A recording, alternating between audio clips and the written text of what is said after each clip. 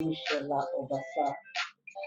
Like I said, this is the show that will never leave you the same, and that's because it always leaves you better than it makes you. Welcome to another time of learning. And how have you been? And I hope your week has been fine. I hope that you have had it peaceful. Yes, I know that there's a lot that we all have to grapple with, whether personally or as a people, but we keep hopes alive.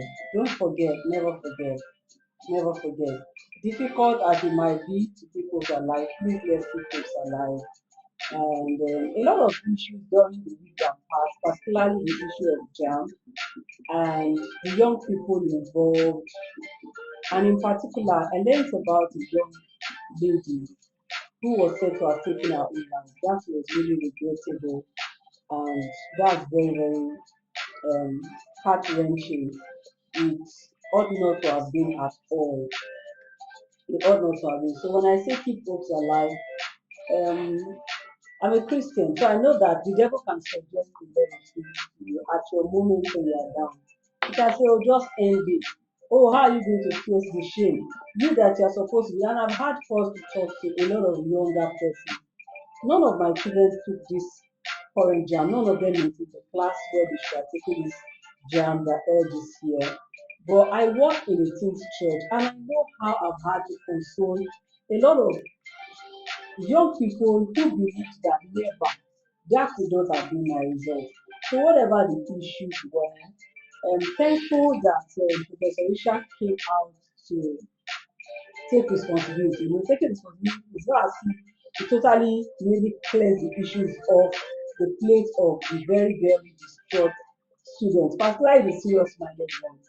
But yes, at least it's something that is not common in our clients to find someone of the status and office to come out and say, I take responsibility for what has happened, and to also apologize and ultimately to ask for a retake for those who are concerned. I just wanted to say that a lot of things will come. Maybe a lot that we cannot even tell someone else, but we owe it to our lives to stay hopeful. Stay hopeful. So that said, I'll go right into what I have for us today. And I'm going to begin from something that people are angry about. They said that what do they mean by man proposes, God disposes? That why do you make everything about God? Why do you make it seem as if God is the one, God has a part to play in how things went with the JAM examination error? So my first point today, as I continue to talk about 50 valuable lessons that life has taught me in 50 years of life, is not a JAM story. Even though I also have JAM story. Don't do, don't worry. I was jammed by JAM severally before I eventually got into an institution. I have told that story. So it's not my main for today.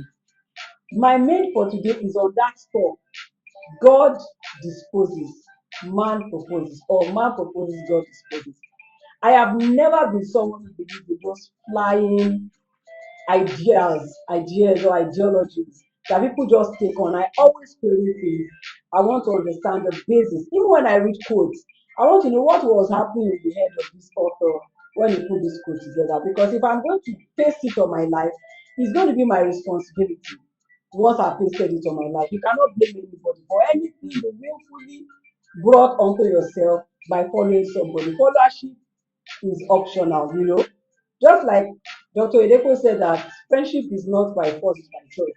Followership is not by force, it's by choice. So I click accept and you follow someone and you take on the ideas of life.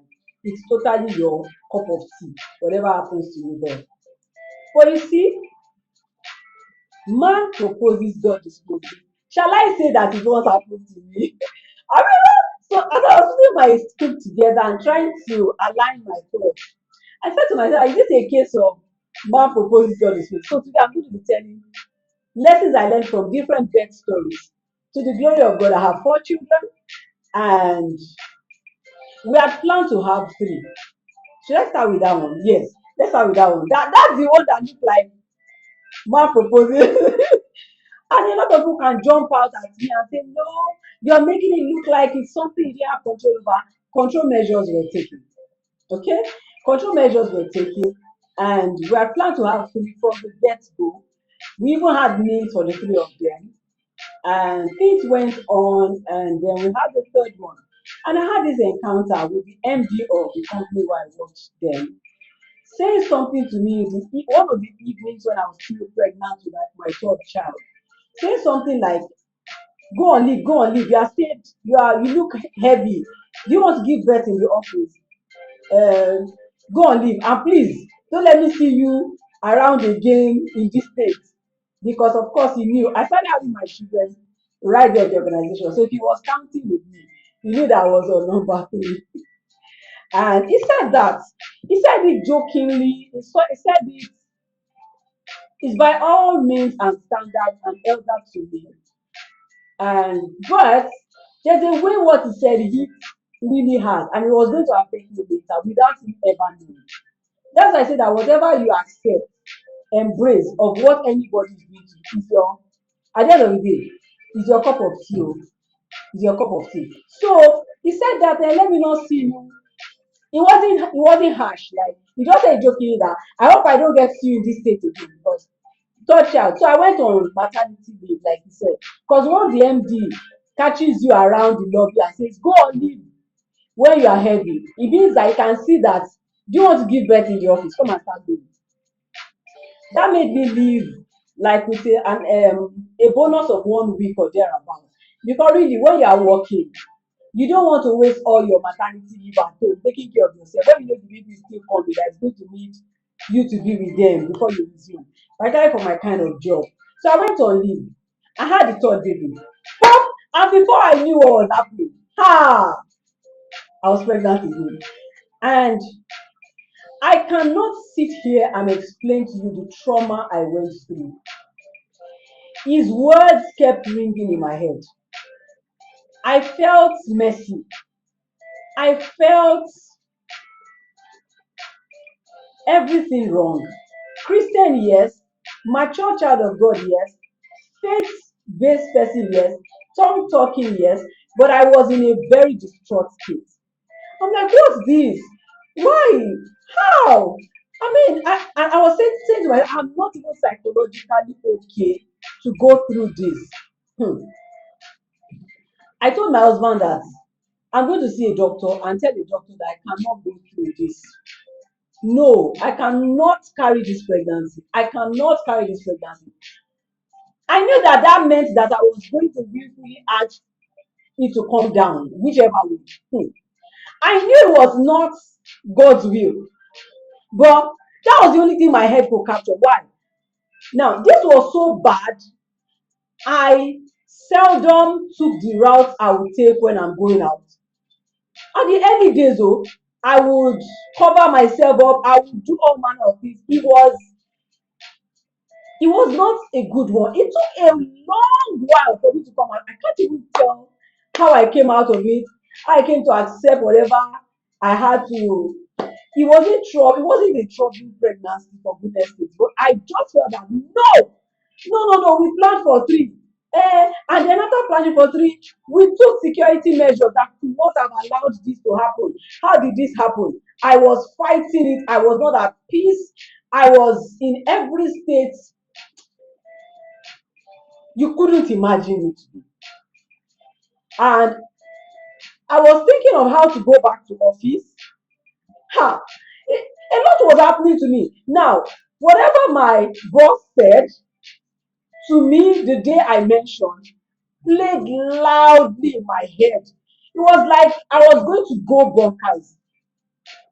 So, yes, I went to see a doctor.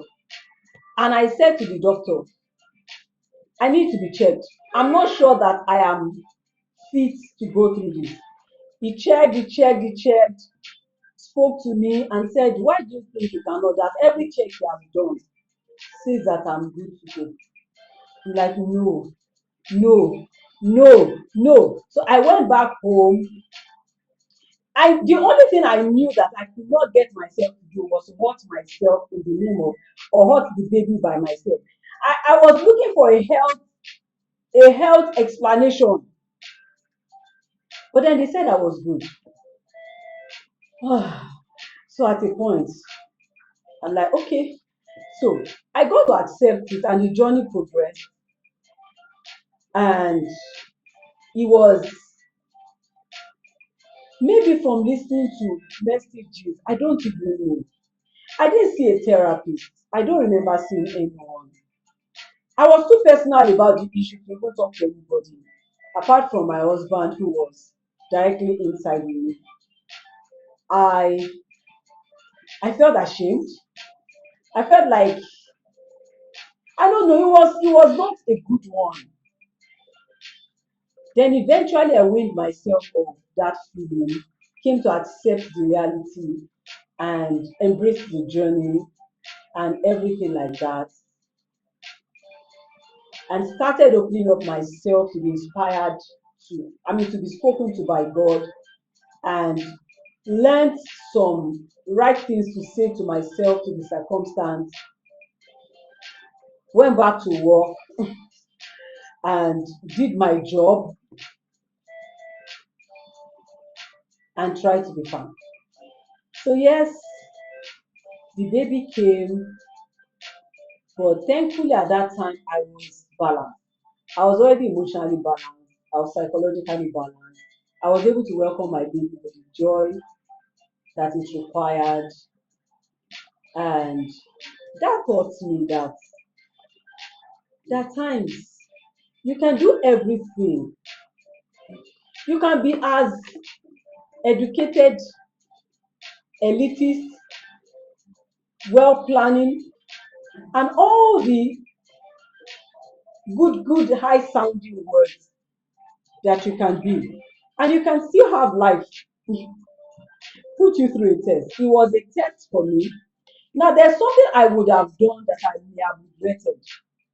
I may have allowed the child, if I was given to quackery, or if I liked to go the quackery way, I would probably have let the child be gone, like lose the child, like abort medically. I'm trying to imagine how I would have been feeling now. Okay. And I was so healed that it was easy for me to tell the baby when she was growing up how that I didn't deserve her, because she was icing on the cake and all. I'm totally healed, but it's a journey that it wasn't easy to go through. It wasn't easy to go through. I don't remember me talking to my mom about it. I don't remember me talking to any other person. But yes, what did I learn from that? The birth of my fourth child is that in life, sometimes you can do everything that you know how to do, but you might still have to answer to life in ways you were not looking forward to. But in the midst of it, if you have the peace of God and allow Him, He can help you see what you are not seeing and why things have to be the way they are. I'm totally grateful to God for bringing my last baby my way. She's a total blessing, and I can never ever imagine how I would have been feeling now if I had gone against medical advice, Christian values, or any other thing that was speaking to me in spite of the gospel I was having emotionally to do with. So I learned that lesson. So what I've always prayed for after that experience is, God, don't let me ever find myself in a situation that will be too much for me to handle, that I would have to go against you. That's a major lesson I recall at this time of life, and I'm truly grateful for how God safely brought me to a point of safety. The second lesson I'm going to share today. The second lesson I'm going to share today. I said I'm going to tell stories around my birth of my children today that life taught me. The second one is that it was the pregnancy of my second child And by the way, today is International Boy Child's Day, and he came as a boy. He came as a boy, the only boy. And while I was pregnant with him, one of those days in the office, working very late into the night, normal. I was heavily pregnant, close to delivery. And then an elderly woman, you see, because see, when people have access to you sometimes, they think they can just dump something on you and go. They don't know the God that you're also calling on serving. She meant well, but I didn't take it well at all. So she walked up to me and said she had something to tell me. It was something about your revelation. By the way, I don't go the way of revelations and all. I am not a child of God who believes that God will show you something. I'm so far from God that I will show you something entirely without talking to you. That even in reading my Bible, I will not see that thing. I'm sharing my life lessons. So she walked up to very elderly, walked up to me and said that the apostle, she calls me apostle, that she saw a revelation and that there was a lion. So that the baby that I'm carrying was lie down like this and a lion was beside the baby. I didn't think twice to answer her. I said, Ma, thank you. If you saw any lion, it could only have been the lion of the tribe of Judah. You must have been watching over the baby. There couldn't have been any lion that would hurt my baby. Honestly, that was where the thing died. Yes, I told my husband when I got home, but I wasn't going to receive that in, collect fear from there, and be looking out for a certain life. The only lion that I reckon with in my life is the one that rules over the tribe of Judah. Listen, you need to know who you are, know who you believe. And even when you are accessible, like you are humble, some of us are humble, simple, people have access to you. You don't carry air, you don't have any airs around you. You are just authentic. You are being that leader or that person that is human, you're humane, you're vulnerable. People take sometimes those access or accesses that they have for granted. They think that is an opportunity for them to say to your ears something that they want you to hear. I'm very grateful to you forever for the power of understanding how to answer. She never came back. She probably would have had more revelation, but accepted the first one. I do not make light of the place of revelation, but I'm saying that I'm a child of God and I have access to his voice, right to his voice, the way you do. So there was going to be any lion. It will not be a lion that will scare me. Telling a pregnant woman that there's a lion beside her baby. What do you plan to make of that? But anyway, second, that was my second child, and that graphic experience. So whatever else was out, yes, there were some things that happened when I was going to give birth to him. I will not lie. I mean, there was the way the delivery went. It didn't go like that for the first one. There were some things, complications that were going to arise. But no, I was calm. I was calm in the one who puts seed in the womb and gives access for them to come out. So the lesson that taught me is that if you trust God, trust Him with every single thing, not just some things, and handle others by yourself. I work pretty well with any medical person working with me at any phase of life. But I also know the place of God and I do not play down. So the second lesson is even when you are simple, being accessible by people, please know that they are always trying to bring you into the mode that they have in their head. So stand up for yourself, stand up for what you believe. And that's going to lead me to the next lesson before I share another great story. The next lesson is that self-discovery should happen for you early in life. Hmm. The thing called self-discovery also has a lot to do with purpose. Discover who you are early in life and stand up for what you discovered. If you will not stand up for yourself, nobody will stand up for you enough. It takes the foundation of you for any other person's brick to stand strong. So, early enough, through the ministries of Dr. David Oyedepo and great men, Dr. Wilson Badejo, Their tutelage from when I was young, from first square to winners, the word and the way they presented it, I was able to, and then the books I was reading, I've been able to get to that point where as I was growing older, I was discovering myself better. So I was who you could call, until now, not was. I'm still discovering myself and getting to know and love myself. So that's why I'm very comfortable in my skin. I seldom put shove around or aside. I was saying last the week I talked about my height. That was last week. That if you're not careful, if you're tall around or you're fat or you're big, you feel scared though because I'm going to stand beside you in a way that you'll be wondering whether I'm more than this. It's part of self-discovery and standing up for myself.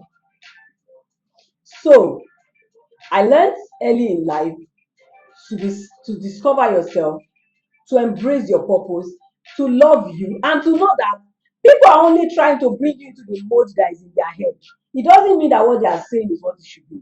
So you must compare with who you know you to be before you settle, if you must. Now, let me go to the next birth story. And that's my first child. Wow. It was a case of being God looking out for you, even your ignorance. And this is really humbling. So I got married and we wanted to have 6 months without pregnancy. We got that. And then I got pregnant. So I got married in 2020, 2004, pardon me. 2004, it was the month of October. And I had my first baby in 2006. So that should tell you that some months plus or minus 9 months plus 6 months here and there. But it was the fourth day of 2006. So you can understand. It could very well have been 2005, right? But the fourth day into 2006, I had my baby. But what was the lesson life taught me? Innocently, I married. Innocently, I got pregnant. Okay. Innocently, the pregnancy was progressing. I was reading up things. Every woman, I had these tears of a wife book. I had a lot of research done about pregnancy. I was faithful to my antenatal. Everything that ought to be done. I'm usually that kind of person, trying to cross every T, dot every I, doing whatever humanly I should do. So I was doing that very well. It was my first baby. I was looking forward to having the baby. I was doing everything you could imagine. But there was something that was going to happen that was not in the picture of anything I had ever read, heard, or learned. What was that? I had my EDD, and so it was around the time the baby should come. I was expecting the baby um, a few, like 1 full week into the year, the first month of the year. So I just came back. We came back from greeting a family member, Happy New Year, Happy New Year thing. And to the glory of God, I've always been very healthy in pregnancy. I'm grateful to God for that. So there were no fears or strain or anything. There was nothing from all my antenatal that said that I could be in any. So everything looked good. Then on the second day of the year, around 11, I love to sleep on the floor because the house we lived then had open decking. So when it's hot, it brings the heat right into the house. So, and we didn't have AC then. We had fan, yes, but I just prepared the floor so that in case any heat want to come, as it's trying to come, the floor, the tiles will be giving me support. So I often slept on the floor during my first pregnancy.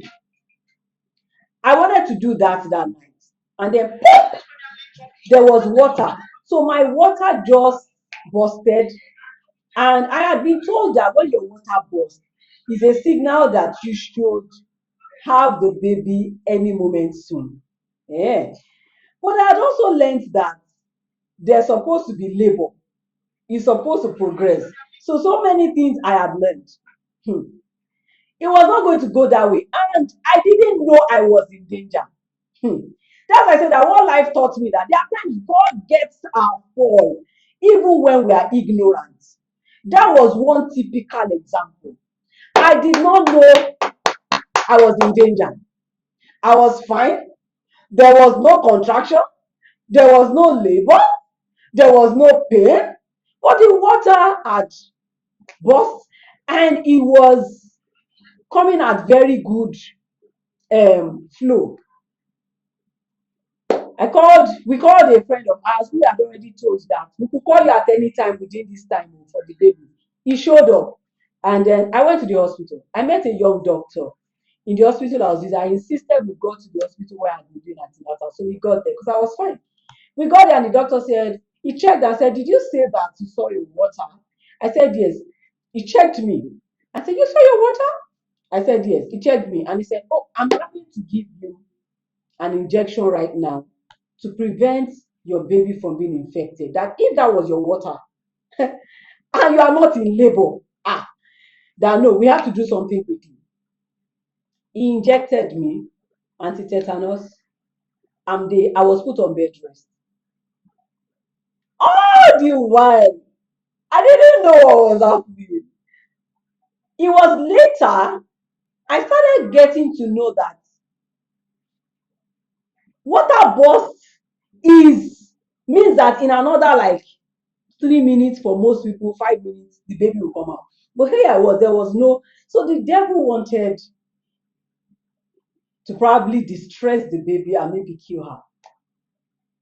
I remember that as we were stepping out. So another lesson in life is be spiritually alive. Like, don't live your life exposed, going around life, this wide life path, without being spiritually sensitive. Yes, we have been praying and all. So as I was stepping outside our gate then, in the place we lived, I'll tell the story of going to live far in one of these days. It was really far from town. So when I was stepping out of the gate, it seemed like I heard the guy who was going to pick us around 11, 12, parked outside the gate. I heard something like, "You are not coming back with the baby," in my ear. I'm like, I said no. So I spoke aloud because I had learned from Mama Oyedepo that you do not answer evil thoughts with thoughts. You answer with words. So I said, "No, I am coming back with my baby in Jesus' name." Then I prayed and kept my peace. So I went and the journey began. The journey that began just about 12 noon on January 2nd ended in the evening with the delivery on January 4th. It was interesting. I didn't know I was in danger, but God knew. God saw what the devil had planned, and he had my back. I'm forever grateful for it. So there are moments in your life that you might not even know that you're in danger. Like you're just innocently going. And Satan is like when Jesus said that, "Oh, Peter, Satan has decided to sift you, but I prayed for you that your faith will not fail." I was in that condition and he took charge, and our victory was delivered into our hands hours after. The story is long. From the medical director coming the next morning and saying, so all of them will always ask, "Did you say you saw your water? Did you say you saw your water?" I will say yes. Then the MD said, "You saw your water. Are you sure this is life? There was only one life for life for you." Then he checked me and said, "The water is turning greenish already." By the time my baby came out, she came out with her skin having layers of, how do I even call it? They had to scrub those things out of her body. So her skin was already suffering from the effects of not being inside the amniotic water for so many hours. When she eventually came out, by the time it was time to push her out, I could not. I felt I was pushing, but it wasn't doing the magic. The nurses had to climb the bed and apply pressure. Two nurses applied pressure to this part of my womb, my tummy, one side here, one side here. And but by the time the baby came out, she was distressed. She wasn't crying. They took her and brought the oxygen, gave her oxygen, and after a while removed the oxygen, and I could hear them tap her butt like that, like that, like that. And then God did what only He could do. She cried. And I went home with an alive baby. So, lesson from life. You can learn everything that you know how to learn. You can be every good thing that you know how to do. But please trust God for moments when you could be in trouble without knowing. Moments when something could happen you cannot even explain. Be assured that God can catch your fall even at those moments. And He can bring you safely to a point where you'll be fine. Big lesson I will never forget. I am a great storyteller. So all of these children, every one of them have heard the story of their birth. I'll conclude with the story of my fourth. No, she's not fourth in fourth born. She's third born. So, lesson learned from her. I was praying and saying, first child, I stayed in the hospital for long. I'm grateful. Second child, I was there for blah blah blah number of hours. This third one, I want it to happen with the speed of Hebrew mother. Hebrew mother. I was praying Hebrew mother, Hebrew mother. I didn't know what I was signing up for. So Hebrew mother, that was my desire because I just felt I wanted it different. And also, don't forget, I had believed that that was the last I was going to be going to the labor ward. Guess what happened? With that confidence, I started feeling labor movement the night before I slept. I said, nothing dey happen. So nothing dey happen. I went, I slept, woke up very early the next morning. I could feel that it was pacing itself. I requested for food. I requested for a bar early morning. I ate a bar. I said, this journey, make we chop before we dey go. I ate a bar that morning. God bless my sister's heart. She made the eba and gave me. And I just wanted to do everything I've not done before. And at that point, we already had our own car. So my younger brother was driving. No, my youngest brother, pardon me, was driving the new car. My husband sat beside my brother. My sister and my two children sat with me at the back. As we drove out of the house, it was beginning to come at very, very close range, the neighbor. So I said, he should park and bring my husband, let my husband come to the back. At that point, I just felt I needed support. Of course, I did all the tapping. Pick the word, prophesy, prophesy. I did all of that. Nobody could laugh because I was nobody could laugh. God bless my brother. He kept his focus, even though this was his elder sister and all. He kept his focus, ensure we're beautiful driver he is anyway. So he took us. Um, Evil woman happened to me. As we were going and enter Oka, again, see, there are things I've done in this my life. I would not advise younger people to do. I insisted that it had to be the same hospital I used for my previous birth. And that was Ota. And we were living in the heart of Egbeda.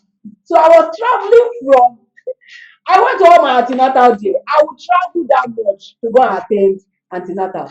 So when we got into Ota area, we are not even near the hospital I was going to.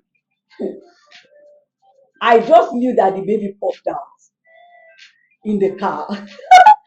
You woman, Adapu, so be careful what you ask for.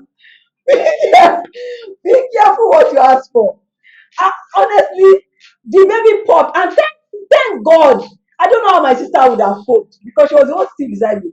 So my husband was sitting beside me. I already gave him a cloth that I feel that the baby might come out. I'd never had birth by myself before. It was first time. But as the baby came out, he just caught the baby and held the baby in the cloth. Oh my god! Till we got to the hospital, we're just a short, and then at that point, my brother started driving speed razor. And then once we got to the hospital, my sister just jumped out of the car shouting, "Emergency! Emergency! Emergency! Emergency!" And then the nurses rush out, "What's happening?" So they came to the car. Okay, okay, okay. So they went, brought their scissors and everything in a saucepan or whatever it's called, and disconnected. I mean, cut the umbilical cord, took the baby inside quickly, and then came for me, and we were taken care of. Lesson from that: number one, if you're asking for something, you said you wanted it quick, and then you saw labor and you sat down, and you knew where your hospital was. Busted. How far? How far? How far? So interesting story. Every time we talk about our story, everybody laughs now. You couldn't wait to just pop. So I am grateful for all of this, and it's been a journey. I'm grateful. I'm grateful for the years of having babies. I'm grateful for the journeys. None of them was the same, but it was the same God all through. And he took his glory, gave himself all the testimony. I mean, all the testimony. He got the glory for himself. I'm grateful to be here and for the privilege of being mother to these precious children, all four of them. I love them dearly, and I can't trade them up for anything. So yes, Mr. John Olabode, I've carefully been watching and following the video. Thank you so much for joining. I appreciate you. And thank you everyone who's going to see this later. I hope that this lesson serve you. If you ask for something to be quick, then prepare like you know it to be quick. And that kind of thing, start going to the hospital early. Don't go, oh, I forgot. I vomited the eba. I forgot.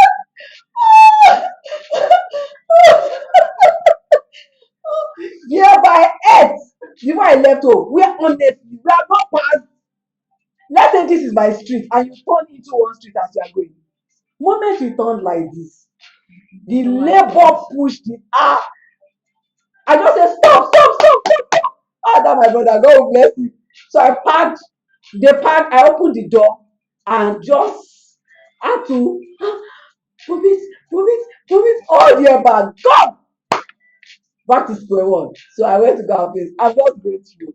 I'm just grateful. So I'm telling my story. You own your story. Please tell it. Inspire someone and show gratitude for the journey you have passed.